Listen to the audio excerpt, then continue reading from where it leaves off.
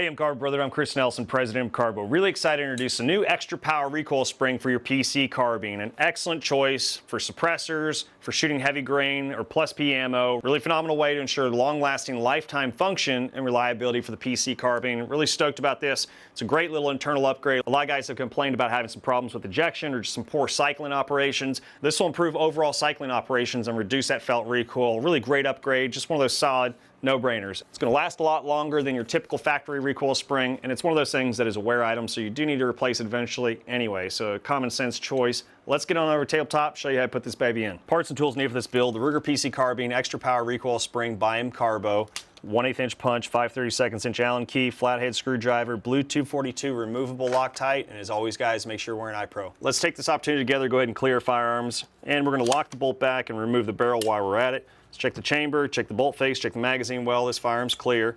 Now we can go ahead and pull back on that barrel release, rotate it, pull off the barrel. All right, now that we got the barrel off, we can go ahead and let the bolt forward. That'll help during the disassembly. All right, so take these takedown screws out. Take your 5/32 inch Allen key and start loosening them up. They are universal, so you don't have to worry about getting them mixed up.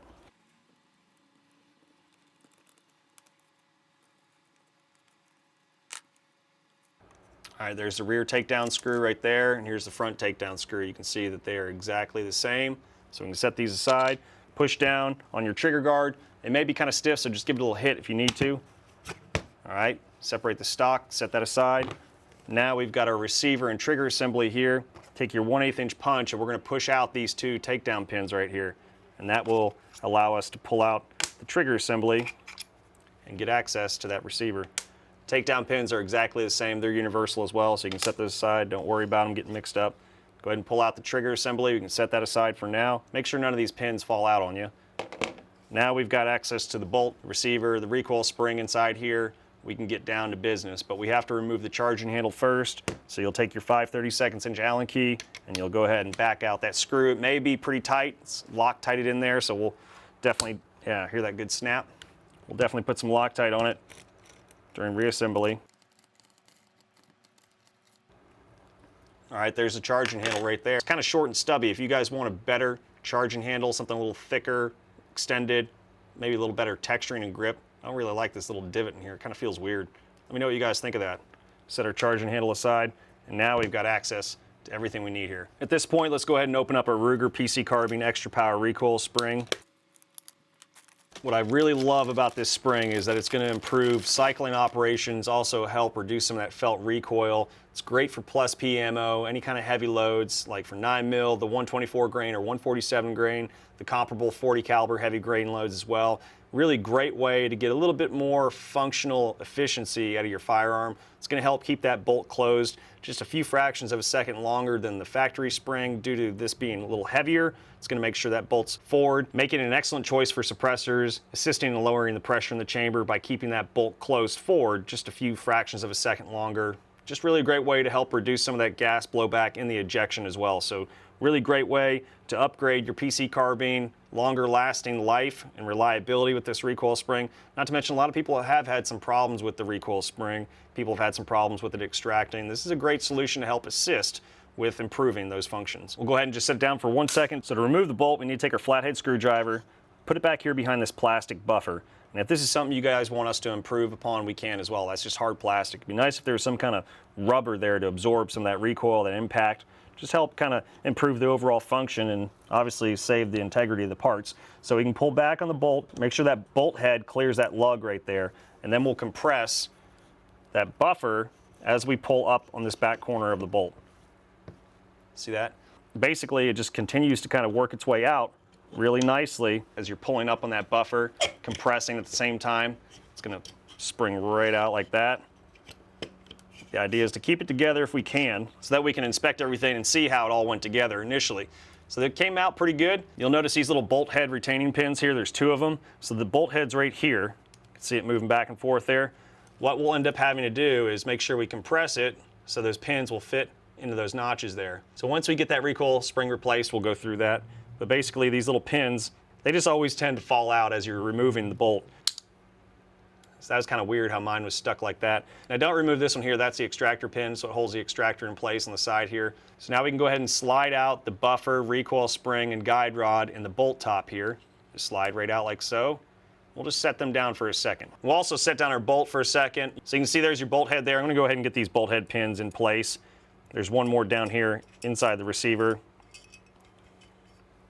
So you drop them in, all right, push back on the bolt head, and then they're gonna drop right in place like that. And you wanna make sure that bolt head's captured. Perfect. So that's ready to go. We'll just set it aside for a minute, move that receiver out of the way. We're gonna focus on swapping these springs. All right, so we're gonna position the bolt top and recoil spring and buffer assembly just like this on the table, pull down on that recoil spring, and it's gonna relieve all that tension. And you see this little recoil spring retainer right here, you just pull it out, all right, just plastic retainer, set that down, and then your buffer comes right off, set that down, and then your recoil spring comes right out, just like that. This is the factory recoil spring here, and then this is the MCARBO recoil spring here. It's hard to get it all in the shot. Anyway, put the factory one down, we're gonna put the MCARBO spring in, slides right on. And then we're going to take our buffer and do the same thing. If this is something you guys want us to improve upon, let us know in the comments. Really excited about this. It's just hard plastic. It'd be something really easy for us to modify and improve upon. So we're going to compress the recoil spring. Then we're going to drop the buffer right on. Should have that little notch, that little channel right there. That'll be facing up. That's what's going to locate on the guide rod. So we're going to slide it right in. All right, and it's captured. And then let that tension of the spring push up that buffer, and everything will stay in place just like that. All right, everything's locked and located, ready to go. So we can drop this back in and repeat the process in reverse order. So we'll grab our receiver, we're gonna grab our bolt. All right, so we're gonna slide our bolt top assembly into the top of the bolt here. All right, now we're gonna rotate it, and we're gonna drop it in like this, head first. Drop it right in. It's gonna slide forward. We're gonna push that buffer and recoil spring forward. It's going to pop right into the channel there, and it drops right into place. All right, make sure everything's fully seated. Good to go. Excellent. All right, most of it's done now. All we have to do is put the trigger assembly back in. So you just want to check all your pins, make sure they're in place, nothing fell out. Looking good. This little prototype trigger we're working on. Should have something in aluminum here pretty soon. Make sure your hammer's back just like this. Drop in your trigger assembly, line up the holes. I like to start with the front pin first. Just makes it a little bit easier, lines up really well, naturally. Now the back pin you may have to push down a little bit. Sometimes you'll notice it's not completely centered. So I'll get it started like that, push down on the trigger guard, and push that pin right in. All right, so you got both pins in there. Trigger assembly is back in the receiver. Everything's looking good, nothing fell out. Perfect. All right, so now I'm gonna put the charging handle back on. So this is an ambidextrous setup here, so you can put the charging handle on either side. I'm right-handed, so I'm gonna have the charging handle on the left side. So you make sure you got your screw in there. All right, I'm gonna take a little bit of blue 242 Loctite and just put on those threads. Just a little dab will do ya. All right, drop it right in. Take your 5/32 Allen key, we're gonna tighten it right up. Make sure it's good and snug. All right, shouldn't wobble on you. All right, should feel nice and solid in that bolt there. All right, good. So we got the receiver, trigger assembly all back together. All we have to do is drop in the stock and put the barrel on. All right, so now we're gonna take our receiver and trigger group and just drop it right into the stock, leading with that trigger guard. Should hear it kind of snap and pop in place. All right, make sure everything's flush here. Take these takedown screws, they're universal, so go ahead and drop them in. Start the threads by hand. Don't want to cross thread them. 5/32 Allen key. Go ahead and get them started there.